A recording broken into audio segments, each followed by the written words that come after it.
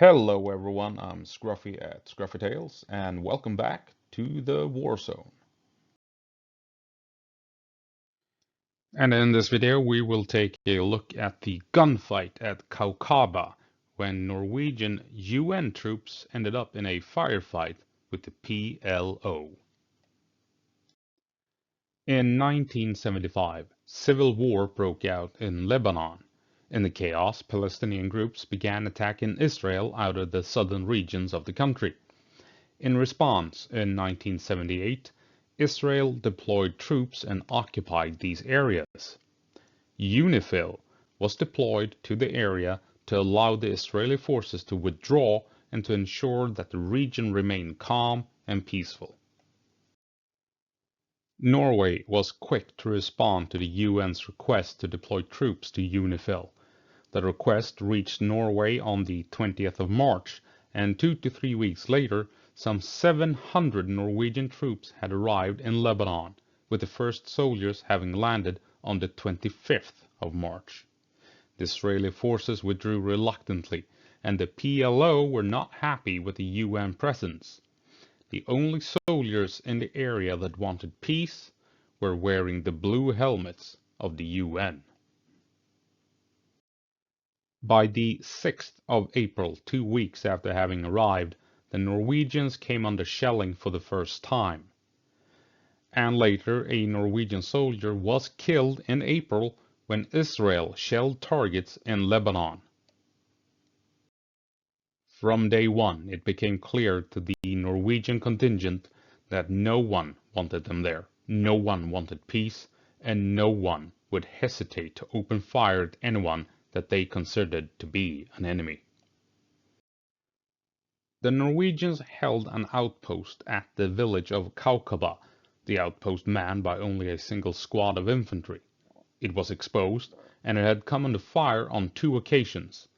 The Norwegians had so far not returned fire a single time. Kaukaba was located on the edge of the Norwegian-controlled territory, and only a stone's throw away was a known PLO stronghold. At the same time, the Norwegians had contact with the local population, sharing cigarettes, chit-chatting, and had begun to slowly set in motion a hearts and minds strategy. On the morning of the 9th of May at Kaukaba, at around 9 o'clock, a couple of militias approached the Norwegian positions. They were armed with Kalashnikovs and were clearly part of the PLO. The Norwegians allowed them to approach, and they began to talk. A local PLO leader requested a meeting with the local Norwegian commanding officer.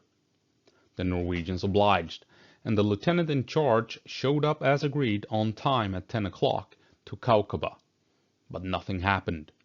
It would take almost an hour before the Norwegians could see movement in the direction of PLO-controlled territory. The lieutenant saw 12 PLO guerrillas moving towards him. Nothing strange, as it seemed like a likely group to follow a leader around as bodyguards. But then, without warning, the PLO guerrillas took cover and opened fire on the Norwegians. Bullets slammed into sandbags and the walls of the outpost. With the first incoming salvo, a Norwegian went down, luckily only hit by a ricochet that had struck his leg. A sergeant grabbed a machine gun and returned fire, pinning the guerrillas in place at only 50 meters, denying them the chance to storm the Norwegian positions. And the lieutenant gave his men one single command: shoot to kill. The guerrillas were slowly pushing in closer towards the Norwegians, relying on Kalashnikovs as well as RPGs firing high explosives. They get as close as 30 meters. At this point, the Norwegians receive some reinforcements, a fire team from across the village, and they bring another machine gun and a Carl Gustav launcher, in Norway known as RFK. Recoil-free cannon. With 2 machine guns now defending the Norwegian outpost, the Carl Gustav is set up and loaded. They are ordered to defeat the guerrillas closest to the outpost, a distance of only 30 meters. The Gustav fires and is quickly reloaded, and after 5 or 7 seconds another round is launched. 2 quick shots, 2 hits at close distance. The enemies targeted by the Gustav no longer returns fire. But the guerrillas have no intention of giving up. The fight continues and the Norwegians are now outflanked, taking shots from multiple locations. The lieutenant realizes that the attack is well planned and that he and his men are trapped in a kill box. There is no escape.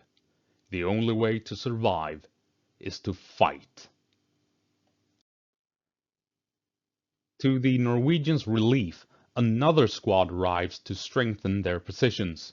The reinforcements also includes the battalion commander himself. But not only the Norwegians receive reinforcements, the PLO sends in 5 trucks and unloads another 30 soldiers that quickly joins in on the fight. They bring more Kalashnikovs, more machine guns, and more RPGs. The Norwegians are doing everything they can to simply stay alive. The Norwegians feel the pressure mounting. Bullets are hitting their sandbags, slamming into walls, and sending ricochets all over the place. It is difficult to return fire, but the shots the Norwegians fire are accurate. The guerrillas tries to overwhelm the Norwegians with sheer firepower, hoping to suppress them, and then they charge. The guerrillas attempt to exploit their advantage. Having pinned the Norwegians in place, several of them rush forward, charging the Norwegian outpost. When the PLO guerrillas are only 15 meters from the Norwegians, the Carl Gustav opens fire with a single shot straight at the incoming fighters. The charge fails, and the guerrillas are forced to fall back. The shootout continues. It has by now been ongoing for several hours. All of a sudden, after hours of combat, of heavy firing, of RPGs being launched time and time again against the Norwegians, and the Norwegians responding with aimed rifle fire, bursts of machine guns, and devastating salvos from a Carl Gustav, the order is given over the radio.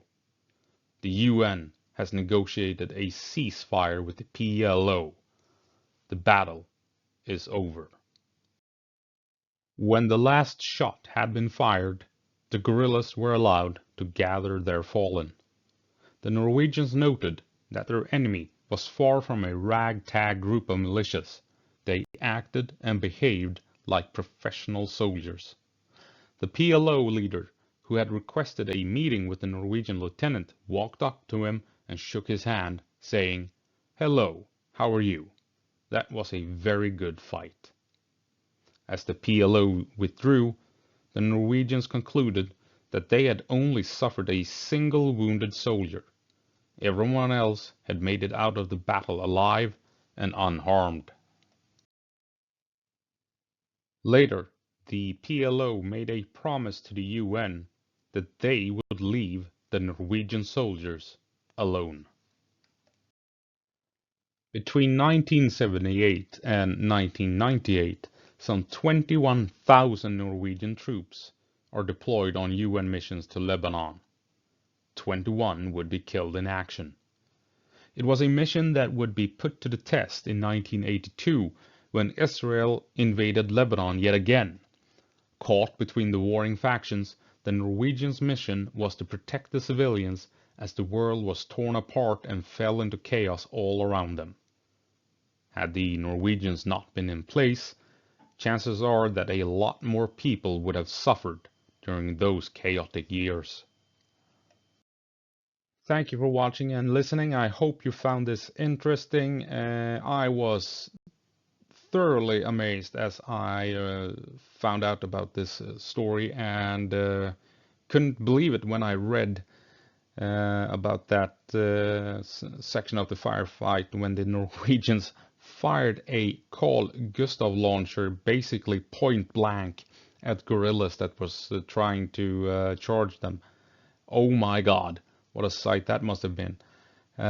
So yeah, that's all I have for you this time around. I hope you found it interesting. I think this is actually a pretty important piece of Norwegian modern history, and I think you should share it, to be honest. Not just for my sake, but for to let people know that the Norwegians, they are holding the line when they need to. So yeah, all that said, enough rambling. I'll see you in the next one. Bye.